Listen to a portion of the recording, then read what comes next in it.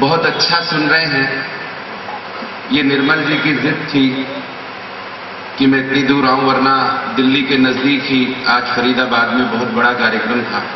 बहुत रोकने की कोशिश की कि आप यहीं रुक जाओ, कहां 350 किलोमीटर जाना और आना, लेकिन आपके बीच में आकर के बहुत अच्छा लग रहा है।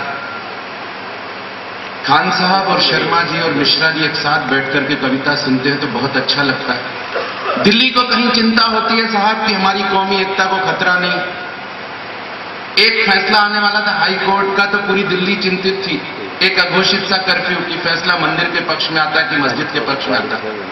दिल्ली को कहना चाहता हूं कि अगर फैसला देने से पहले वो सुजान गढ़ा करके देखें, जहां खान साहब और शर्मा जी दोनों एक साथ बैठ करके ये कविता सुनते हैं, कवि सम्मेलन सुनते हैं। और इससे भी ज्यादा तालियां तो अगली 2 पंक्तियों पर उठे, पीछे तक के हाथ उठे हुए देखना चाहता हूं कि इतना तो तेरे दर पे मुकद्दर जवाब दे, इतना तो तेरे दर पे मुकद्दर जवाब दे, कतरा करे सवाल समंदर जवाब दे, और इतनी तो हो हम सब में आपस की एकता कि मस्जिद के हर सवाल का मंदिर जवाब दे, मस्जिद के हर सवाल का मंदिर जवाब दे। साहब बहुत अच्छी रचनाएं सुनाई आपके खामोश जी ने, बहुत अच्छी रचना सुनाई हनुमान जी आदित्य ने, बहुत अच्छी रचना सुनाई पदम अलबेला जी ने।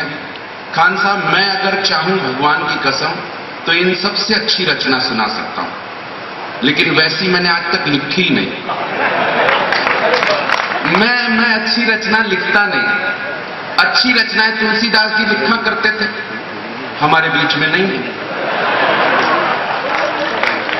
अच्छी रचनाएं सूरदास जी ने लिखी, हमारे बीच में नहीं है। और क्या दिया हमारे हिंदुस्तान में अच्छी रचनाएं लिखने वालों को? तुलसी को, सूर को क्या दिया? दोनों के नाम का जर्दा बिक रहा।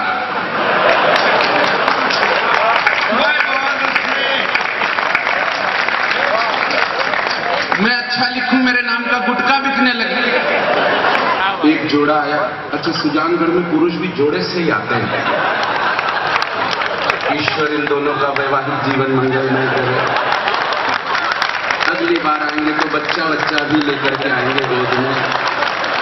ये सुजानगढ़ की ही परंपरा हो सकती है। और पुरुष अगर इस तरह जोड़े से आए तो मनमोहन सिंह जी की जनसंख्या समस्या वाली समस्या कुछ हल हो सकती है। मैं प्रणाम करता हूं साहब, बहुत बढ़िया सुन रहे हैं। क्या सुन रहे हैं? मैं निर्मल जी को बधाई देना चाहता हूं, नगर पालिका अध्यक्ष विजय राज जी शर्मा, उनको बधाई देना चाहता हूं, गिरधर शर्मा जी को बधाई देना। क्या सुनते हैं आप लोग, क्या ऑडियंस है यहाँ की। मुझे तो लगता है यहाँ का एक एक श्रोता पेटी में बंद करके बाहर भेजे जाने लायक आइटम है।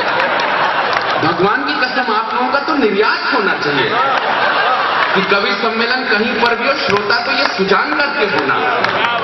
मैं दावे के साथ कह सकता हूं, ये बहने के भी हाथ में, मैं दावे के साथ, गारंटी के साथ कह सकता हूं कि कश्मीर से लेकर के कन्याकुमारी तक, उधर केरल से लेकर के कंधार तक, और इधर अटक से लेकर के कटक तक मैंने इतने प्यारे श्रोता कहीं नहीं देखे। और ये बात मैं इसलिए भी दावे के साथ कह सकता हूं क्योंकि मैं इतनी दूर दूर तक गया ही नहीं। लेकिन आप लोग सुन बहुत अच्छा रहे हैं। बहुत प्रवीण भाई संचालन बहुत अच्छा कर रहे हैं। संचालक अच्छा हो तो बात बन जाती है। कौरवों के पास क्या नहीं था साहब, लेकिन चंद पांडव युद्ध जीते केवल इसलिए कि उनके पास संचालक जो था वो भगवान श्री कृष्ण थे। आज का जो संचालक कर रहा है, एक बार जोरदार तालियां बजा करके हम प्रवीण शुक्ल का भी अभिवादन करें, अभिनंदन करें। बहुत प्यारा संचालन कर रहे हैं। जब तक वो हमारे बीच में हैं, हम लोग उनका उपयोग कर लें, इसलिए उनको पढ़वा दिया। ये बड़े मल्टीपर्पज आदमी है साहब। हमारा एक युवा यंग क्लब का है, हमारे कवि क्लब का एक युवा है, एक और युवा जगह बनाने का प्रयास कर रहा है, उसको भी बिठाएं।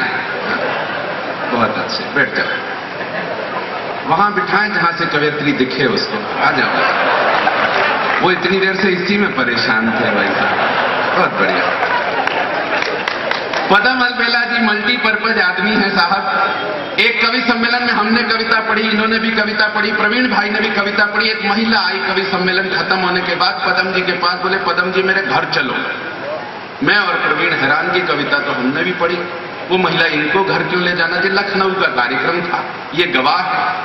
हमने और प्रवीण भाई ने सोचा कि चलो भाई जिसकी किस्मत जैसी, सबका अपना अपना टेस्ट। महिला ले गई इनको अपने घर में ले जाकर के कमरे में बंद कर दिया उनको। बोले अलबेला जी आप अपनी शर्ट उतारो।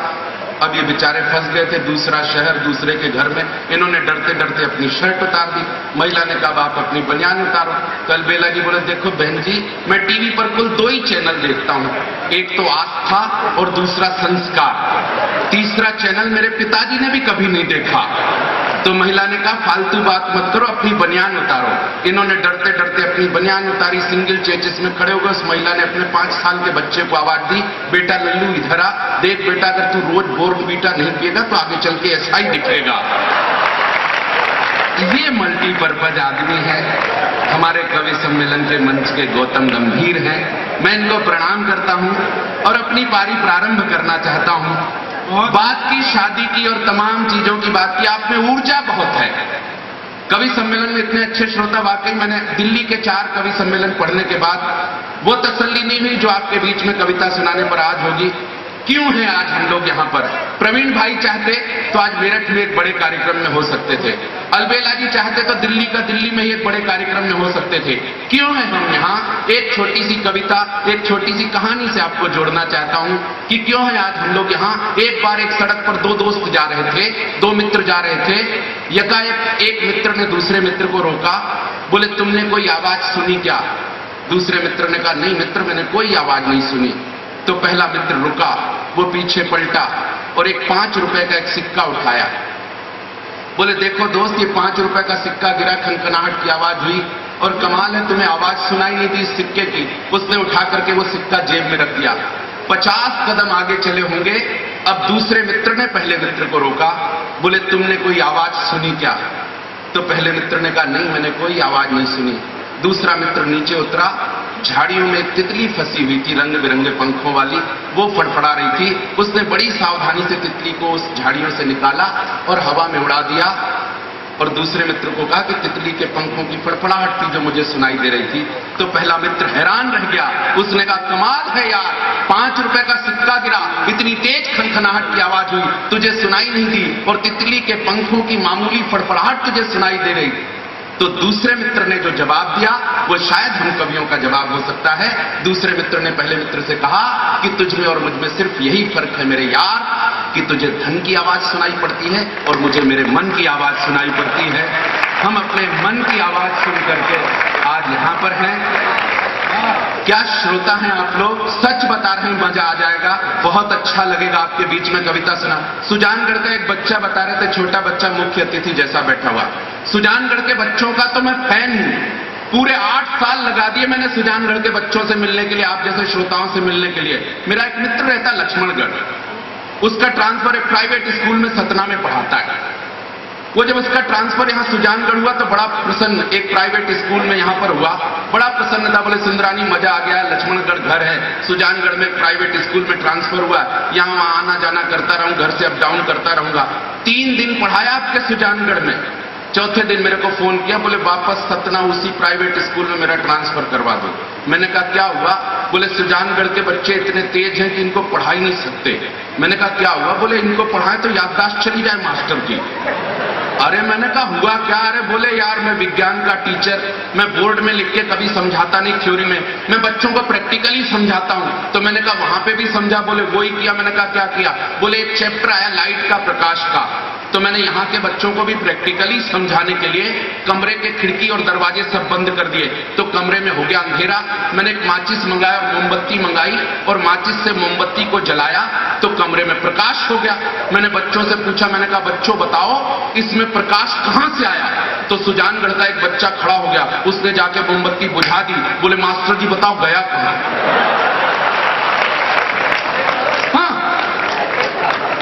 बोले जहां गया वहीं से आया था। अब ऐसे बच्चों को क्या पढ़ाऊं मैं?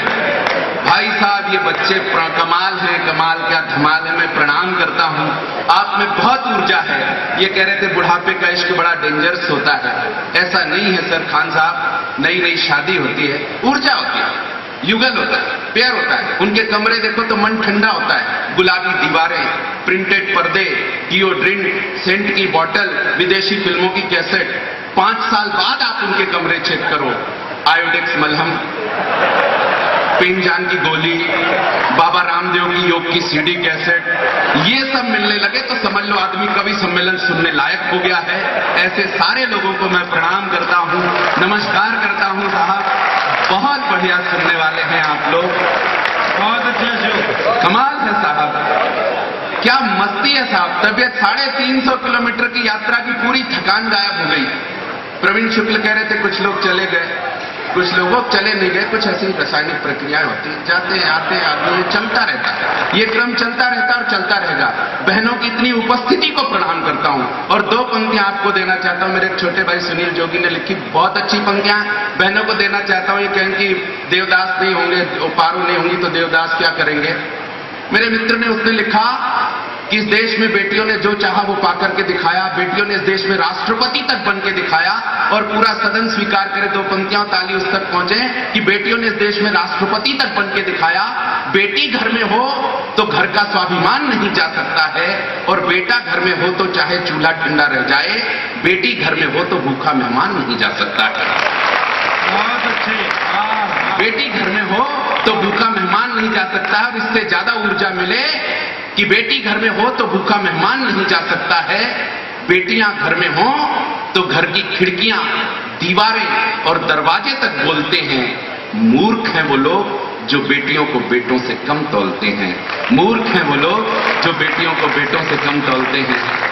आइए प्रणाम करता हूं, एक और बैसाखी लेकर के आए। मैं प्रणाम करता हूं आपको, बहुत बहुत प्रणाम करता हूं। केवल उस केंद्रीय मंत्री से बच के रहिएगा जो बैसाखियों के भी पैसे खा जाते हैं, बस थोड़ा सा बच के रहिएगा। आप यहां तक सकुशल बच करके आ गए, मैं नाम भी नहीं लेना चाहता, खराब करूं साहब। आपके राजस्थान की राजनीति बहुत अच्छी होगी, राजनेता बहुत अच्छे होंगे। राजनेताओं को अपनी शक्ल कभी नहीं दिखती साहब, वो जनता को ही सीट देते रहते हैं। लालू प्रसाद यादव एक दुकान पे पहुंचे, जनरल स्टोर्स की दुकान पे चढ़े और बोले दुकानदार से ये बंदरवा का फोटो कितने का दिया। दुकानदार ने विनम्रता से कहा लालू जी ध्यान से देखिए वो आईना है। क्या करें साहब, नेताओं को अपनी शक्ल ही नहीं दिखती है। मैं प्रणाम करता हूं, आप चल करके आए हैं, बैसाखियां लेकर के आए हैं। मैं आपकी विनम्रता को प्रणाम करता हूं, आपकी हिम्मत को प्रणाम करता हूं। और एक कविता कहने से पहले एक छोटी सी बात याद आ गई साहब। कोई फर्क नहीं पड़ता कि ईश्वर ने हमें क्या चीज नहीं दी, हमारे अंदर मस्ती होनी चाहिए। अगर हमारे अंदर मस्ती है तो हम हर बाधा को पार कर सकते हैं। एक बार क्या हुआ, आपको देता हूं ये अगली घटना, अगला वाक्य आपको देता हूं। गीता छपती है गोरखपुर में, आप सभी जानते हैं देश भर में जितनी गीता बिकती है गोरखपुर में छपती है। गीता प्रेस गोरखपुर। एक बार मैनेजर ने को 1 महीने के लिए बाहर जाना था, उसने सारे कर्मचारियों को बुलाया, बोले 10,000 गीता छाप देना, मैं 1 महीने के लिए बाहर जा रहा हूं। कर्मचारियों ने कहा ठीक है साहब। मैनेजर कह के चला गया। फिर उसको लगा कि कहीं ये कर्मचारी भूल न जाएं, असिस्टेंट मैनेजर को बुलाया, बोले इन कर्मचारियों को कह देना कि 10,000 गीता छाप दें। असिस्टेंट मैनेजर को वो बात उस दिन भूल गई। उसने दूसरे दिन सारे कर्मचारियों को बुलाया, बोले 10,000 गीता छाप दो। कर्मचारियों ने ये सोचा कि 10,000 तो मैनेजर कह गए थे, 10,000 असिस्टेंट मैनेजर के, उन्होंने लग के 20,000 गीता छाप दी। अब साहब गीता का ढेर लग गया। 1 महीने बाद जब मैनेजर लौटा तो देखा कि गीता के ढेर लगे हुए चारों तरफ। बोले ये टेंशन हो गया, बोले ये कैसे हो गया। तो कर्मचारियों ने बताया सर 10,000 आप कह गए थे, 10,000 असिस्टेंट मैनेजर कह गए थे। अब मैनेजर को टेंशन हुई कि गलती तो हो गई, बिके कैसे। तो बोले एक कर्मचारी ने सुझाव दिया सर विज्ञापन देते हैं अखबार में, जो गीता बेच के आएगा उसको आकर्षक कमीशन। विज्ञापन गया साहब अखबारों में कि जो गीता बेच करके आएगा उसको 25% कमीशन। बेरोजगारी बहुत है उत्तर प्रदेश में, कोई 5 गीता, कोई 10 गीता, कोई 3 गीता, कोई 2 गीता लेकर के गया। साहब तालियां तो उठेंगी बाद में। एक ऐसा नौजवान आया जो बुरी तरह हकलाता था, वो मैनेजर के पास आया, बोले मुझको 50 गीता दो। मैनेजर बोले जो लोग अच्छी तरह से बोल सकते हैं वो 2 और 3 गीता लेके गए, ज्यादा से ज्यादा 5 गीता लेके गए। तू 50 गीता मांग रहा है, रिस्क का मामला है, पेमेंट एडवांस लगेगा। उसने तुरंत पेमेंट एडवांस रखी, 50 गीता लेकर के चला गया। आधे घंटे में वो बेच करके 50 गीता वापस आ गया। बोले 50 गीता और दो। अब मैनेजर हैरान रह गया, उसने पैर पकड़ लिए उस नौजवान के, बोले कमाल है, जो तेज बोल सकते थे, जो फ्लुएंट बोल सकते थे, वो 2 गीता बेच के नहीं लौटे, तू आधे घंटे में 50 गीता बेच करके आ गया, कैसे करता है? तो उसने जो जवाब दिया, कहीं आपको सौंपता हूं कि मस्ती होनी चाहिए साहब। तो उसने जवाब दिया कि मैं लोगों के घर जाता हूं, दरवाजा खटखटाता हूं और गीता दिखाता हूं, कहता हूं ये गीता है, खरीदते हो कि पूरी पढ़ के सुनाऊं? लोगों को लगा कि अगर इसने गीता एक भी पढ़ के सुनाई तो कम से कम 2 महीने तो घर पे रुकेगा साहब ये, इसलिए खरीदो और छुट्टी करो। इसलिए साहब मस्ती होनी चाहिए, कोई फर्क नहीं पड़ता कि आपको क्या नहीं है, आप मस्ती करके यहां तक आए। आज की अपनी सारी कविताएं आपके चरणों में सौंपता हूं सर। आपका क्या नाम है? मैं आपको प्रणाम करता हूं, आपके चरणों की धूल को प्रणाम करता हूं, धूल में लगे के कण को प्रणाम करता हूं, कण में छिपे हुए अणुओं को प्रणाम करता हूं, प्रत्येक अणु में छिपे लाखों परमाणुओं को प्रणाम करता हूं, प्रत्येक परमाणु में छिपे इलेक्ट्रॉन, प्रोटॉन, न्यूट्रॉन को प्रणाम करता हूं। कुल मिला के मैं अशोक सुंदरानी भाई साहब आपको इलेक्ट्रॉनिक